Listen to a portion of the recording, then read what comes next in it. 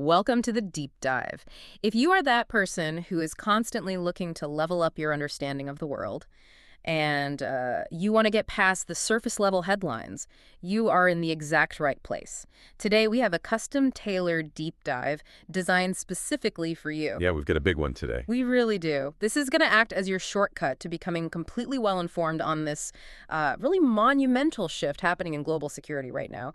We are looking at the rise of artificial intelligence in modern warfare, specifically how AI has officially crossed the threshold from the computer lab to the live battlefield. It's a massive transition. I mean, for a long time, the defense sector viewed AI primarily as a back office tool. Something for logistics or predictive maintenance, maybe processing payroll. Yeah. But that threshold has definitely been crossed. We are now looking at AI as a frontline combatant and a core strategic driver of active military operations. And to really map out how this happened, we've pulled together an incredibly diverse stack of sources for you today. We have a lot of ground to cover. We are unpacking defense tech articles from Bitfoil and Cryptica, military strategy papers from RSIS and the ArcSIF repository, an opinion piece from the Jerusalem Post, a very sobering humanitarian blog from the ICRC, financial market analysis from Investor Place, a comprehensive Wikipedia entry tracking the global AI arms race, and recent broadcast coverage from NDTV. It's a heavy stack. It is. Now, before we jump into the mechanics of this, there is a really important note for you, our listener. The sources we are diving into cover a very recent, highly sensitive, and politically charged event. We're talking about the United States and Israel's war with Iran. We want to be explicitly clear right at the top that neither of us here is taking any political side. Exactly. None whatsoever. Our goal is strictly to impartially report the facts, the events, and the ideas exactly as they are contained in the original source material. We are not endorsing the viewpoints of any of the authors or governments involved. We're simply your guides to the information. The objective here is clarity. We really just want to understand the technological reality of the situation. And to achieve that, we are going to ground this entire conversation in the ultimate case study, an event that occurred just days ago on February 28th, 2026. Operation Epic Fury. Okay, let's unpack this. In the early hours of February 28th, the U.S. and Israel launched a massive, multi-domain assault on Iranian military and nuclear targets. And when we talk about the scale, it is staggering. An unbelievable scale. Nearly 900 strikes carried out in just 12 hours. But what makes Operation Epic Fury historically unprecedented isn't just the sheer volume of the firepower. It's the technology driving the targeting and execution. We are seeing specific, cutting-edge AI assets actively managing a live conventional war. What stood out to you most from the hardware side? The most prominent new asset deployed has to be the LUCAS drones. According to the defense reporting from Bitfoil, LUCA stands for Low-Cost Unmanned Combat Attack System. These are autonomous, long-range, one-way attack drones. But the real headline here is the economics. They cost roughly $35,000 each. $35,000, which is practically a rounding error in a defense budget. Completely. To put that in perspective, a traditional MQ-9 Reaper drone costs tens of millions of dollars. The LUCS drones were actually reverse-engineered from captured Iranian Shahed 136 technology. They're designed to operate without a human pilot, without a runway, and critically without needing a continuous unbroken satellite link to find their ultimate target. Wow. Yeah, they are fire-and-forget weapons operating on onboard processing. But the hardware is only half the story, right? The software running the intelligence gathering is where this really feels like a paradigm shift. We've all heard whispers about Project Maven for years, but the NDTV broadcast and the Jerusalem Post reported that the U.S. Central Command essentially used large language models, specifically Anthropic's Claude, operating through the Palantir defense platform, to identify targets and run complex combat simulations in real time. Right. But I think there's a misconception here about how that actually works. The text-based language model isn't looking at a satellite image the way a human eyeball does, is it? No, and that is a crucial distinction. The military is using large language models not as visual sensors, but as highly advanced reasoning engines. The actual computer vision systems, the algorithms trained to recognize the shape of a missile silo or a radar truck, are scanning thousands of satellite images and live drone feeds. When they spot a shape, that raw data is fed into the LLM. Claude then synthesizes that visual metadata with intercepted logistics reports, weather data, and historical troop movements to contextually recommend whether that specific shape is a high-value target right now. It connects the dots at a scale and speed that a room full of human analysts simply cannot match. So it's synthesizing the entire intelligence picture in seconds. And it wasn't just an offensive capability either. The defensive side of Epic Fury was incredibly reliant on AI. It had to be, purely because of the volume of incoming fire. As retaliatory salvos were launched, the U.S. deployed Patriot missiles and THAAD batteries. THAAD stands for Terminal High Altitude Area Defense. These are systems designed to shoot down short, medium, and intermediate-range ballistic missiles. Meanwhile, Israel activated its Iron Dome. Right, we've seen that in action. Exactly. And all of these defensive networks rely heavily on AI-assisted threat detection to autonomously classify radar signatures, calculate trajectories, and intercept incoming threats before a human operator even registers the alarm. What's fascinating here is that Operation Epic Fury marks the very first time AI has been used at such an extensive, large-scale conventional level by the U.S. military. It proves that AI is an active, indispensable force multiplier, not just a back-office tool. That speed element brings us to the core strategic shift. Most of us are familiar with military strategist John Boyd's OD loop. Observe, orient, decide, act. It's the foundational framework for competitive decision-making. The theory is that if you can cycle through those 4 phases faster than your opponent, you get inside their decision cycle and paralyze their ability to react. Right, originally used by fighter pilots. Exactly. But what the RSIS strategy paper points out is that AI doesn't just speed up that loop, it completely fractures it. It really does. The RSIS paper describes this as the super ODA loop. The acceleration fundamentally changes the nature of the process. In the observe phase, you no longer have a single scout. You have networked sensors and drone swarms gathering petabytes of data simultaneously. In the orient phase, the AI synthesizes all that data instantly, spatting correlations and patterns that would take a human brain weeks to process. Which is mind-blowing. It is. Then for the decide phase, the algorithm is simulating thousands of potential outcomes and handing the commander a mathematically optimized recommendation. And finally, act, where automated systems execute those decisions at machine speed. But looking at the Arctic paper, that raises a massive question about human agency.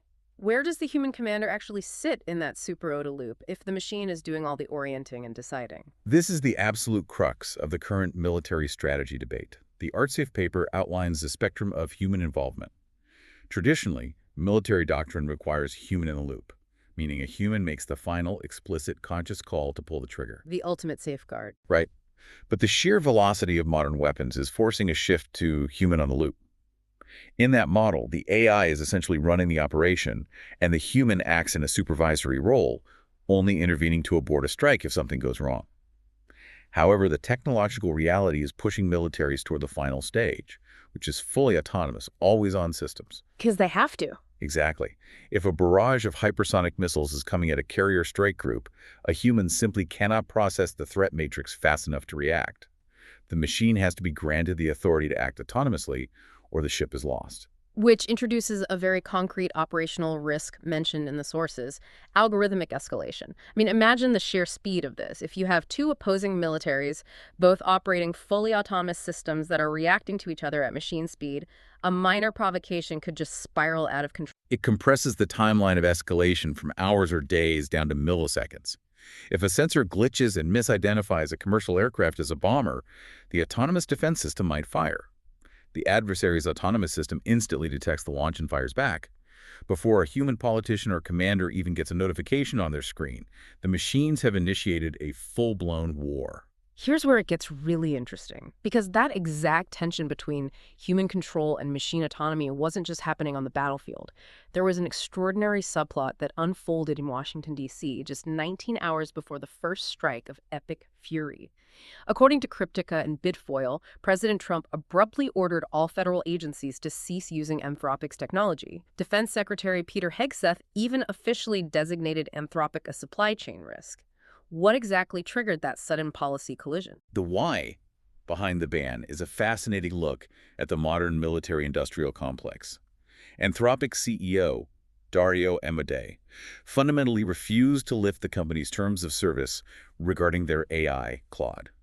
Anthropic insisted on maintaining strict ethical guardrails that explicitly barred the military from using Claude for fully autonomous weapons systems and mass domestic surveillance. They drew a line in the sand. They did. Amodei stated they could not allow unrestricted use of their foundational models. The Pentagon, however, was demanding exactly that, unrestricted use for what they broadly defined as all lawful purposes. It was an absolute standoff between Silicon Valley governance and federal defense demands. But the timing creates this unbelievable irony. Despite the federal ban, the U.S. military still used Anthropic's Claude to help plan and execute Operation Epic Fury just hours later. Defense officials essentially had to admit that a full technical withdrawal was practically impossible on such short notice. The LLM was already so deeply embedded into their classified targeting network that they couldn't just unplug it without jeopardizing the entire strike package. It highlights how reliant the military has already become on crucial technology. And nature abhors a vacuum. Almost immediately after the Anthropic ban, OpenAI stepped into the gap. Sam Altman announced a massive deal with the Pentagon to deploy OpenAI's frontier models. But did OpenAI just hand over the keys, or did they have their own guardrails? That is the surprising part. Altman secured very similar terms to what Anthropic originally wanted, barring the use of their models for autonomous lethal weapons and mass surveillance. The compromise that got the deal done was structural. OpenAI agreed to station their own deeply vetted safety engineers directly inside the Pentagon. Wow, inside the building. Physically present. These engineers are in the secure facilities to monitor the AI's behavior and ensure the terms of service are being respected during classified operations. If we look at the Jerusalem Post article, they focus heavily on the Pentagon's internal AI-first directive. The military clearly feels an existential need to integrate these frontier models, regardless of the friction with tech CEOs. If we connect this to the bigger picture, what we are witnessing is an unprecedented power struggle. Historically, defense contractors built what the Pentagon asked for. Today, Silicon Valley tech companies are attempting to impose their own corporate guardrails on sovereign military operations. It raises a profound question. Once a government buys a commercial AI tool for national security, does the private creator still have the right to dictate how it is used in a live war zone? That is a complex dynamic, especially when you consider that these tools are not infallible. We've been talking about these systems as if they are perfect reasoning engines, but the research points out some glaring vulnerabilities. If a military is trusting an algorithm with life or death targeting decisions, how robust is that technology under actual battlefield conditions? The short answer is it's highly vulnerable. Both the RSERV research paper and the International Committee of the Red Cross highlight severe technical flaws. The first major issue is brittleness and hallucinations. AI systems learn through pattern recognition based on historical training data, but war is inherently chaotic. It is full of unprecedented edge cases. The sources provide a chilling example. Imagine an AI was trained on data from a specific conflict, where an adversary frequently misused ambulances to transport weapons or fighters. So the AI learns that an ambulance shape correlates with a military threat. Precisely. The AI might hallucinate a generalized pattern and start flagging all ambulances in a new theater of war as legitimate military targets, completely ignoring the contextual rules of engagement that a human would recognize. And beyond just hallucinating, there is the risk of active deception. The deceive paper details something called latent space hacking. It sounds incredibly complex, but the mechanics of it are surprisingly simple, right? It is a brilliant exploitation of how neural networks see. Adversaries can trick highly advanced AI image classifiers simply by wearing a specially designed printed patch on their uniform. Just a patch. Just a patch. To a human eye, it just looks like abstract digital static. But to the AI's neural network, the specific arrangement of pixels acts as an optical illusion. It forces the system to misclassify the object. An enemy soldier wearing this patch might be classified by the AI drone as a tree, or a civilian bus might be classified as a tank. Which is terrifying when you pair it with the high-stress environment of a command center, because that vulnerability leads directly into a psychological danger known as automation bias. Automation bias is the tendency for humans to favor suggestions from automated decision-making systems, even when contradictory information is right in front of them. In a modern command center, you have personnel operating in a high-speed, sleep-deprived environment, suffering from massive cognitive overload. They're exhausted. Exactly. If the sophisticated multi-million-dollar AI system highlights a building and says enemy combatants present, recommends strike, the human operator is incredibly likely to just rubber stamp that recommendation without independently verifying the raw intelligence. They defer to the machine because the machine is supposed to be smarter and faster. And this is where the theoretical risks become devastating realities on the ground. When you have a system generating hundreds of targets an hour, it leads to what the sources call mass production targeting. The ICRC put out a very stark warning about this. They argue that the sheer volume of targets generated by AI inherently skyrockets the risk of civilian casualties. The ICRC blog makes a pointed, objective argument about the nature of algorithms. An AI lacks human context. It does not natively understand the legal nuance of proportionality, nor can it weigh the inherent value of human life. It simply processes data points and outputs probabilities. Delegating life and death decisions to these systems strips the contextual logic out of the rules of engagement. Which makes the global landscape all the more critical to understand, because while we are focusing heavily on the US and Israel with Epic Fury, the Wikipedia entry on the global AI arms race makes it very clear that this is a worldwide sprint. Absolutely. The U.S. is not operating in a vacuum here. China has fully integrated what they call intelligentized AI warfare into their core military doctrine, focusing heavily on cognitive domain operations and swarm intelligence. Israel, even prior to Epic Fury, had been using systems named Gospel and Lavender in Gaza for automated pattern of life analysis. Russia is accelerating its deployment of autonomous ground vehicles, and India is heavily investing in massive swarm drone projects to monitor its borders. And it brings us back to the economics of those LUCAS drones we discussed earlier. When highly lethal autonomous capability costs only $35,000, it democratizes warfare. The barrier to entry drops completely. It changes everything. The sources highlight a quote from Ukrainian President Volodymyr Zelensky addressing this exact trajectory. He stated that it is only a matter of time before drones are fighting drones, attacking infrastructure, fully autonomous, with no human involved. We are moving toward a reality where non-state actors and smaller, less-funded nations will have access to autonomous strike capabilities that used to be the exclusive domain of global superpowers. It is an unavoidable proliferation. The technology is primarily software-based, which means once the code is written, it can be copied and distributed endlessly. So what does this all mean for the broader global system? For the economy, we looked at the financial analysis from InvestorPlace to see how the global markets reacted to a massive regional conflict like Epic Fury. You might assume that 900 airstrikes in the Middle East would cause global markets to panic or crash, but the analysis showed they stayed relatively calm. Why didn't the markets flinch? The financial analysts at InvestorPlace noted that the markets were pricing in what they call Path A managed transition. Investors essentially bet that despite the scale of the strikes, the geopolitical guardrails would hold. They expected the Strait of Hormuz to remain open for global shipping and for a negotiated diplomatic resolution to follow the initial shock and awe. The broader market didn't panic because it viewed the operation as a contained, albeit massive, military exercise rather than the start of World War III. But the real financial takeaway from Epic Fury wasn't about oil prices or global shipping lanes. It was the absolute, undeniable validation of the defense AI sector. That is the major economic shift. Companies deeply embedded in the defense tech ecosystem, firms like Palantir, Booz Allen, and CrowdStrike, saw their market valuations surge dramatically. The market realized that AI is no longer just a corporate software as a service tool for writing marketing emails or analyzing spreadsheets. It has fundamentally proven itself as a sovereign national security weapon. It redefines the entire AI bull market. We are no longer just looking at the commercial applications of these frontier models. The infrastructure, the advanced silicon chips, the massive data centers, the foundational LLMs is now recognized by Wall Street as the critical backbone of modern military dominance. It forces a complete reevaluation of technology stocks. If a company's software is the deciding factor in a military conflict, its value isn't just based on corporate subscriptions, it is tied directly to national defense budgets. So, to synthesize our deep dive today, Operation Epic Fury represents a watershed moment in human history. It is the exact point where artificial intelligence officially crossed over from playing a supporting role to becoming a lead actor on the battlefield.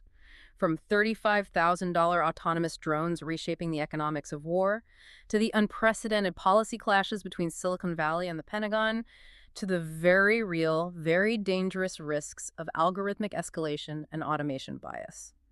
The methodology of warfare has been fundamentally rewritten. It has. And as we wrap up, I want to leave you, our listener, with a final lingering thought derived from the research in the Archive paper. We discussed the sheer speed of algorithmic escalation. If a conflict breaks out between two equally matched, highly capable military AI systems, both operating entirely at machine speed, is it even possible for human analysts to predict how that conflict would unfold once activated? And furthermore, if our wars are increasingly going to be fought by autonomous algorithms executing strikes in milliseconds, can the delicate, distinctly human art of diplomacy ever be automated fast enough to stop them? Automated diplomacy. Trying to program an algorithm to negotiate a ceasefire in milliseconds? That is an incredibly heavy concept to chew on. Thank you so much for joining us for this custom deep dive. You are now armed with the critical, nuanced insights you need to truly understand the headlines rather than just reacting to them. We invite you to keep questioning the rapidly changing world around you. Stay curious, and we'll catch you next time.